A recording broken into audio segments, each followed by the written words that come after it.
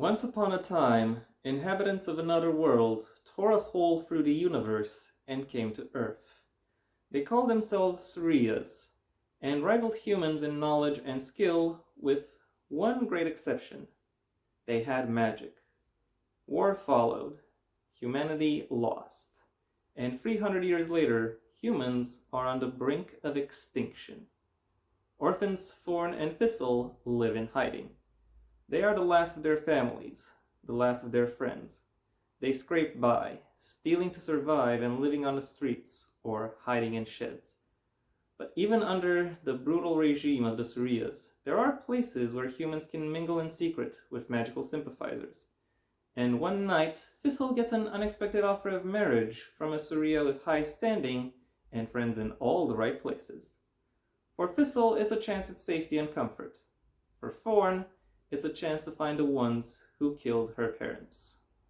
And so the pair move into the capital city of Cortens, an urban monstrosity of magic and might, false friends and flying cars, drones and death tolls. The new city promises a fresh start and new love for both. But if there's one thing Thorn knows for certain, it's that dreams can swiftly turn into nightmares. Hello everyone, and welcome once again to the Heir's Lair. I'm your host, Jonathan Taylor. For this week's video, I thought I would once again dip into my TBR pile and find something to talk about. And the book I've found to talk about is one that falls more in line with what I typically talk about when it comes to, books I decide to review. That being, I'm gonna pick you up just a little. These Violent Nights by Rebecca Crunden. A surprisingly prolific author, Rebecca has around 24 titles listed on her Amazon profiles, each of which, or most of which, span the intersection between romance, fantasy, and horror. Additionally, she hosts Indie Author Spotlight, a community hub for, as the name may have already given away, indie authors. I have found some recent-ish reads through that, through that community hub, but I'm not going to talk about it too much because, well, that is not the point of this video. The point of this video is really to give a review of the book mentioned in its title. So what can I say about that book? My impressions in summary are, there is actually plenty I can say about this book. Not all of it, however, is flattering. It, I will say it does introduce some pretty interesting facets, pretty interesting characters, and it manages to make its presentation come across as quite exciting. But there are some, very distinctive gaps that unfortunately harm the storytelling quality in a bunch of noticeable forms. Still, if you are looking for a for a high stakes, eye-catching fantasy adventure of the bleak or dystopian variety, then I think it is safe to say that this book has you covered. And now that I've given you my broad impressions, it's time I delved into some specifics. The plot of this book starts out by following Thorn, a young woman from a world where, from a universe, or from a world where Earth has been, attacked by humanoid alien invaders. Some of these invaders are a little bit more feral in both demeanor and appearance, but they are still, primarily humanoid or human-like. And they have a mastery over magic, and they have used that advantage to instill to create a heavily stratified society, or rather their predecessors established that society with with many of the current invaders who have now become settlers, now instituting an active extermination campaign against the indigenous population. Thorne, being part of the indigenous population, has very good reasons to oppose that. However, soon after this book starts, she receives an offer from a member of this from a member of the settler society, who is on one hand sympathetic to the plight of humans, and on the other hand is is in the upper echelons of the society. And after processing this offer, Thorne makes the decision to actually Thorne makes the decision that allows her to live in at least some form of relative comfort. Over time, however, she learns that her world isn't as simple as she may have initially assumed it to be, and she finds herself diving into a journey that is much more abstract and perilous than she ever really imagined. This book has a relatively simple plot hook, one that is still nevertheless easy enough to understand and interesting enough to explore. And from that plot hook, it goes on a wide variety of twists and turns that make the plot itself much more dynamic and much more engaging to follow. But unfortunately, the way in which it is framed, the way in which it is presented, doesn't really allow the new and emergent mechanics to really have an influence upon the flow and upon the dynamic motion of the plot, ultimately leaving it a little bit too constrained to really effectively hook any prospective readers, or at least I don't find it to have really hooked me. To explain why that is really the case, I'm gonna have to quote Aldana Doublecast, insurance underwriter and Tumblr clown, more well known to the internet more broadly and to a YouTube audience in particular, as being the person behind the "What Your Favorite Ship Says About You" video series.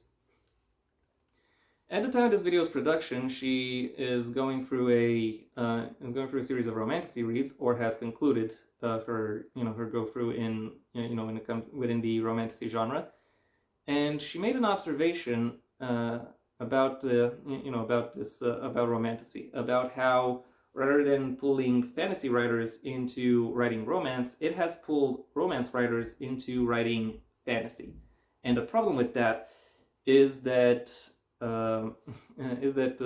due to the voracious demand of romance readers, romance writers typically put out something like a book every 3 or 4 months, and that kind of turnover is really not enough time to fully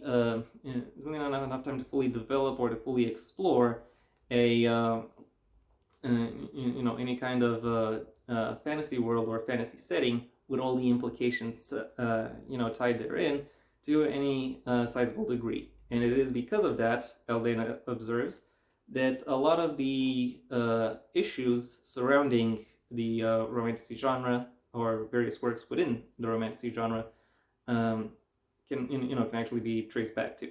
And as someone who has reviewed romantasy in the past, I can safely say that is a fair assessment, and I would not be the only one who comments upon the failings of various works within this genre. Now, that is not to say that These Violent Nights is a romantasy book, even though it has some pretty prominent romantic subplots. However, it does showcase a lot of issues similar to prominent works within the romantasy genre, such as not really processing its scale, leaving certain things ambiguous that it really shouldn't, unwittingly leaning into some problematic aspects of the world, and also, what was the fourth one? Oh yeah, ignoring really the dynamics and complexity of the of the societies that of the society that this world presents. And I have to say that really is a that really comes across within this book, because because from a more superficial standpoint, the world building is actually very good. Like, there are a variety of different locations presented throughout this book, and each of these locations has its own distinctive characteristics, attributes, whatever have you.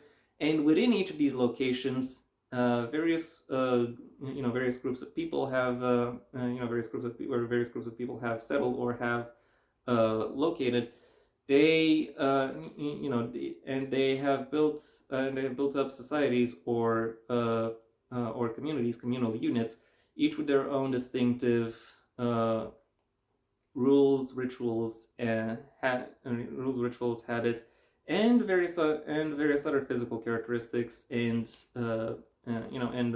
material usage, economics, etc., etc., that etc., that are that are somewhat interesting to behold, and that do make some level of and that do allow for some level of immersion, but not entirely, because there is an entire level when it comes to matters of leadership and administration within these within and more like between these various societies and groups that this that this book presents, that are entirely left unexplored, and that I think the book could really help benefit from, in order to more effectively supplant or supplement the messages that it is trying to convey. Because because really without that, a lot of the world building, rather than coming across as substantial, it really only instead is made to look more like more like flavor text, more like things that are going on in the margins of the world, when really the story would be better served if they served a bigger role within it. Really, the story of this book would be better served if, rather than being presented in one single 630 plus page book, it were instead presented over the course of an entire series, at least a trilogy. And and where those margins, those flavor texts, were really allowed to build and bloom, so that readers could more effectively observe the the more complex interactions and hierarchies that that emerge within these worlds, and what it is that led to them being seen as either necessary or the best possible solution by the people who had some level of control over them. But instead, as it stands, these are all just these aspects of the story are are simply flavor text. And because of that, the world building, while it does have a lot of positives going for it, comes across as muddled and sinking, and very much drags the plot down with it. Thankfully, the characterization does a great deal to maybe not necessarily mitigate some of this damage, but but is very effective at what it is supposed to do, at showcasing who these characters are and what it is that their specific attributes are. Every named character of this book pretty much has their own distinctive identity, with their own specific set of characteristics, beliefs, and impressions. Not all of them are memorable, but all of them are still recognizably themselves, and that recognizability shines through in the ways in which they relate to each other, in the ways in which they view their backgrounds, and in how they relate to their backgrounds, how they relate to each other, and and a little bit and a little bit more broadly in how it is that they grow when they are presented within new environments or new locations. And additionally, I do have to praise the book for how it manages to give its central characters meaningful character arcs that allow them to, stand out and become become memorable, noteworthy, and very relatable figures. All things considered.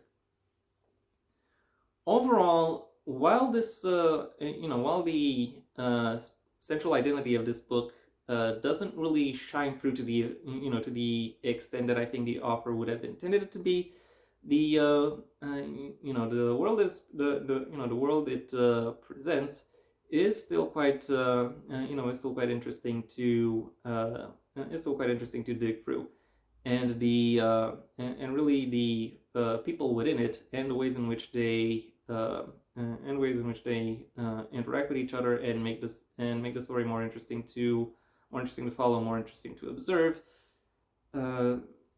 really help elevate the experience of reading this book. My final rating for These Violent Nights is a 4 out of 5. And that was my review. Thank you for your attention. If you enjoyed it, well then please like the video, maybe even share it wherever you think other people will also like the video. If there's anything you'd like to add, either to the book itself or to my review of it, that's what the comment section is for. And if you want to see when my next video gets released, well then please subscribe. And ideally also ring the bell or do whatever else YouTube will ask of you in order to keep you notified. My books, the first of my own Heir to the Empire series, The Next Generation and A Path Not Taken, are available at various book retailers under their respective master links in the description down below, right past my social media links, which I also suggest you check out should you choose to. And given I have a third book on the way, or at least I'm trying to get a third book out, I may just have some news on on that front. So it might be as good a time as any to actually choose to follow my social media. I also have a second channel where you can hear me talking about whatever crosses my mind, though it'll typically still be related to narrative analyses, but of works outside the print medium. So if that sounds like it could be of interest to you, then I suggest you go ahead and check it out. If, however, you want to hear more about my thoughts on the print medium and selected works therein, well then I suggest you stay on this channel and go through my extensive backlog, where aside from an embarrassment of riches when it comes to book reviews, I also do book rewrite videos, writing advice videos, and miscellaneous writing videos. Depending on what I find of interest to talk about. If none of what I've suggested so far sounds like it could be of interest to you, then I suggest you go ahead and do whatever you want the rest of your day, because it is your day after all. And yeah, that was it for me. So until next time, I am Jonathan Taylor, and this has been The Heir's Lair.